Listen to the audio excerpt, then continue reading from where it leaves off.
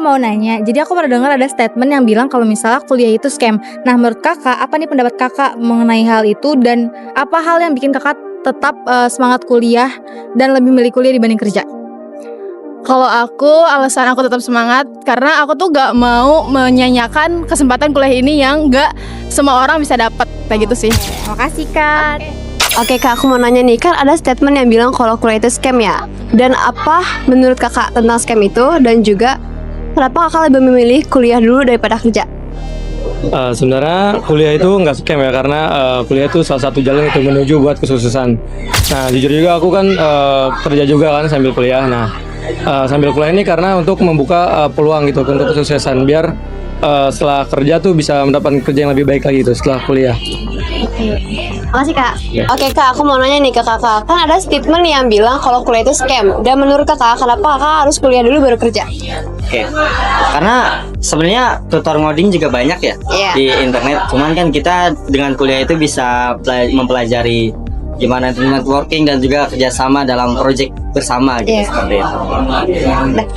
Makasih ya Kak. Oke Kak, aku mau nanya nih ke kakak. Kan ada yang bilang kuliah itu scam. Dan menurut kakak, kenapa harus kuliah dulu baru kerja? Oke, yang pertama, pendidikan itu adalah bahan bakar peradaban. Ya, ketika orang ketika orang tidak mau berkecimpung di dunia pendidikan atau tidak mau menempuh pendidikan yang lebih tinggi, maka peradaban itu akan runtuh gitu.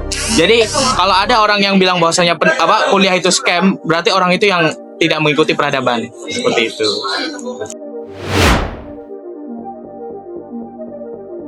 Permisi Pak, izin wawancara. Jadi sebenarnya aku pernah dengar statement yang bilang kalau misalnya kuliah itu scam. Tanggapan Bapak sebagai dosen seperti apa nih Pak? Kuliah scam ya? Mungkin ada benernya ya. Kenapa?